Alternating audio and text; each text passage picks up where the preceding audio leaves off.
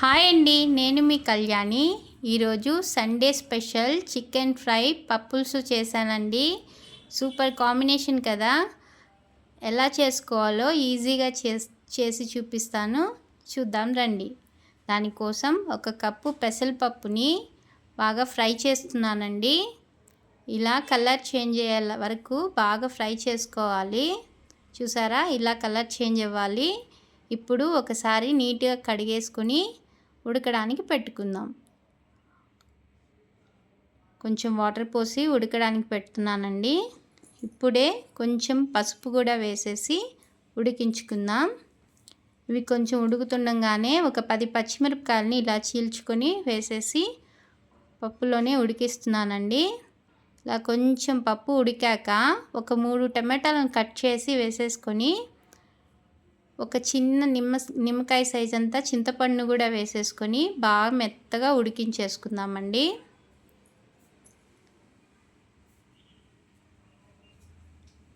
ఇలా మెత్తగా ఉడకాలండి.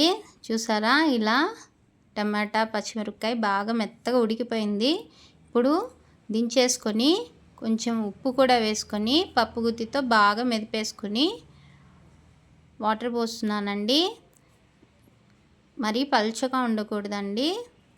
దాంట్లో ఉన్న పచ్చిమిరపకాయలు టమాటా తీసేస్తున్నాను.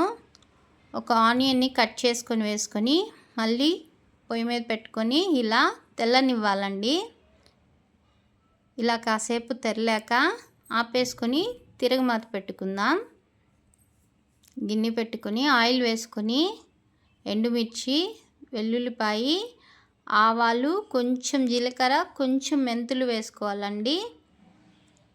ఇవి కొంచెం ఫ్రై అయ్యాక ఒక ఆనియన్ని కట్ చేసుకున్నాను. ఆనియన్ కూడా వేసేసుకుందాం. ఆనియన్స్ బాగా ఫ్రై అవ్వాలండి. ఇలా కొంచెం ఫ్రై అయ్యాక కొంచెం కరివేపాకు కూడా వేసేస్తున్నాను. ఆనియన్స్ బాగా కలర్ చేంజ్ అయిందండి. చూసారా, ఇప్పుడు మనం మెదిపి పెట్టుకున్న పప్పుల్స్ని కూడా పోసేస్తున్నాను. ఈ స్టేజ్లోనే ఉప్పు కూడా చెక్ చేసేసుకొని కాసేపు తెల్లనిద్దామండి.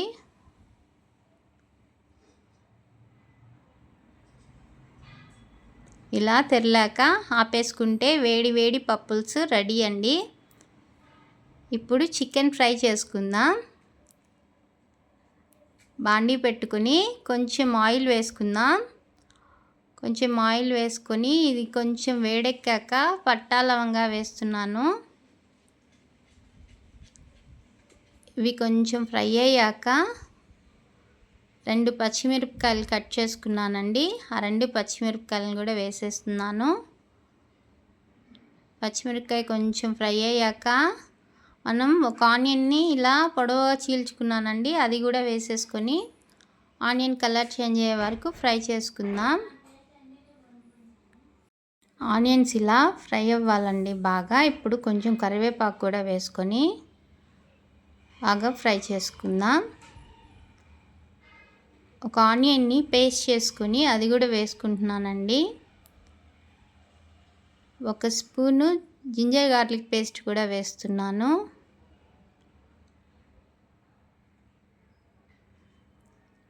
ఒక స్పూన్ ధనియాల పొడి కూడా వేసుకుందాం.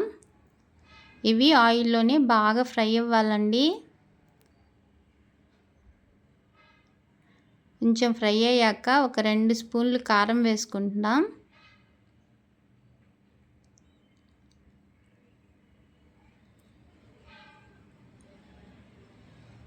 ఇలా బాగా ఫ్రై అయిన తర్వాత ఈ మసాలాకి తగినంత సాల్ట్ కూడా వేస్తున్నాను.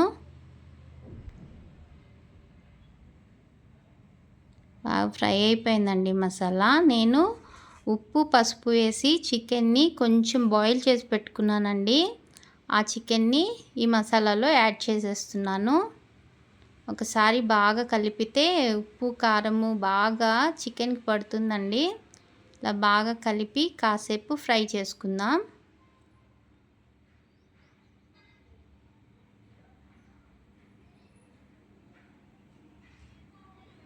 చికెన్ బాగా ఫ్రై అయిపోయిందండి మసాలాలో.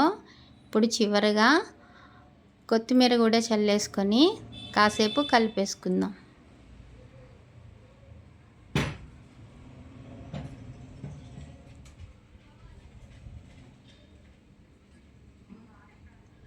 చూసారా, ఇలా బాగా ఫ్రై అయిపోయింది.